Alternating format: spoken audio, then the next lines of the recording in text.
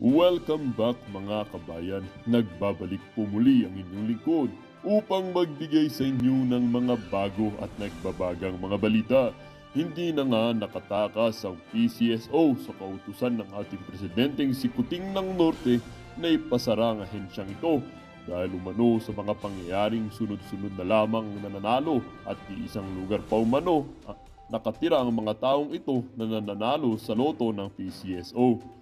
Mel Robles, inilaglag itong si Raffy Tocmol in action na ito at sinabing 1 billion pesos ang kanyang ibinayad dito sa senador na Tocmol na ito upang ipatigil ang investigasyon sa kanya.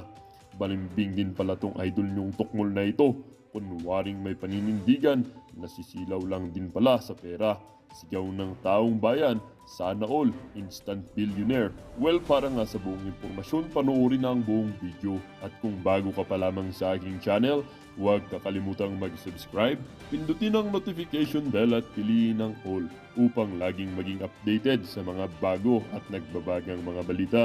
At sa mga solid viewers natin dyan, maraming salamat po sa patuloy na pagtangkilik sa ating channel.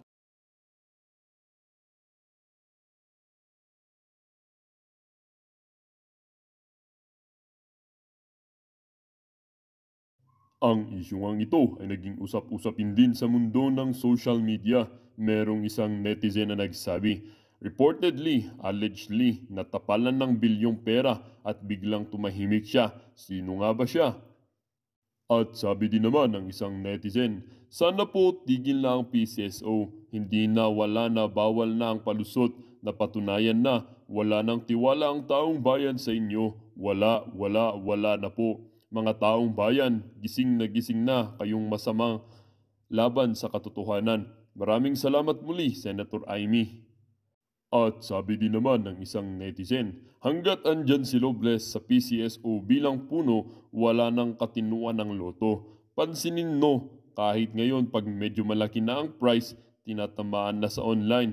Ang nasa likod ng Pacific Online ay si Liza at Robles din. Kawawa talaga tayong mamamayan na umaasa sa loto.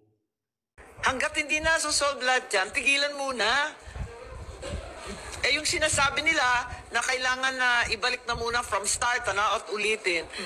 If that's possible, I think that's the only way to resolve it.